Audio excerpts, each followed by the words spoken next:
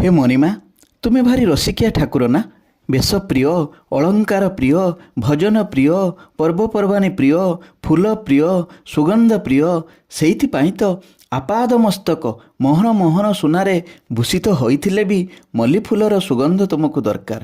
ଛୋଟିଆ ମଲ୍ଲି ଫୁଲଟିଏ କେଡ଼େ ଭାଗ୍ୟ ତାର, ସେ ଆପଣଙ୍କର ପ୍ରିୟ ଫୁଲ, କାରଣ ତାର ବାସ୍ନାକୁ ଆପଣ ଆଘ୍ରାଣ କରନ୍ତି ମନ ଭରି। ପଦ୍ମ ବି ଆପଣଙ୍କର ଅତି ପ୍ରିୟ, ସେଇଥିପାଇଁ ତ ଆପଣଙ୍କ ନାମ ପଦ୍ମନାଭ। ମୁଁ ଜାଣେ ପ୍ରଭୁ, ତୁମେ ଫୁଲରସିଆ ଠାକୁର, ସେଇଥିପାଇଁ ତ ଭକ୍ତମାନେ ଆପଣଙ୍କ ମନ ଜାଣି କାହିଁ କେତେ ଦୂରରୁ ମଲ୍ଲି, ଜାଇ, ଜୁଇ, ପଦ୍ମ ଆଣି ଆପଣଙ୍କୁ ଅର୍ପଣ କରନ୍ତି। ଆମ ସାନ୍ତେ ପିନ୍ଧିବେ, ସୁଶୋଭିତ ହେବେ। ମଲ୍ଲି, ଜାଇ, ଜୁଇର ମୋଟା ମୋଟା ମାଳ ଆପଣ ପିନ୍ଧି ଦିନସାରା, ପୁଣି ରାତିରେ ବି ତାକୁ ପିନ୍ଧି ଶୁଅନ୍ତି। ରାତିରେ ଆପଣଙ୍କ ସିଅଙ୍ଗରୁ ଫୁଲ କଢ଼ାଯାଏ ନା, ଫୁଲ ବେଶ ହୋଇ ଶୁଅନ୍ତି।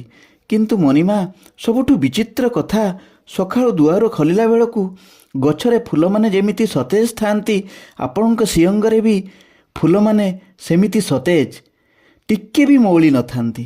ଏ କେମିତି ସମ୍ଭବ ପ୍ରଭୁ, ଏ କେମିତି ସମ୍ଭବ? ମୁଁ ଜାଣେ ପ୍ରଭୁ, ତୁମେ ଉତ୍ତର ଦେବନି। ତୁମର ସେଇ ରଙ୍ଗା ଅଧରେ ଖାଲି ମୁଚୁକି ମୁଚୁକି ହସୁଥିବ। ତୁମ ପାଖରେ ସବୁ ସମ୍ଭବ ପ୍ରଭୁ, ତୁମ ପାଖରେ ସବୁ କିଛି ସମ୍ଭବ। ଏମିତି ମନମୁଗ୍ଧକର କଥାମାନ ଶୁଣିବା ପାଇଁ ଚ୍ୟାନେଲଟିକୁ ସବସ୍କ୍ରାଇବ୍ କରନ୍ତୁ। ଜଗନ୍ନାଥ ସମସ୍ତଙ୍କର ମଙ୍ଗଳ କରନ୍ତୁ। ଜୟ ଜଗନ୍ନାଥ, ଜୟ ଜଗନ୍ନାଥ, ଜୟ ଜୟ ଶ୍ରୀ ଜଗନ୍ନାଥ।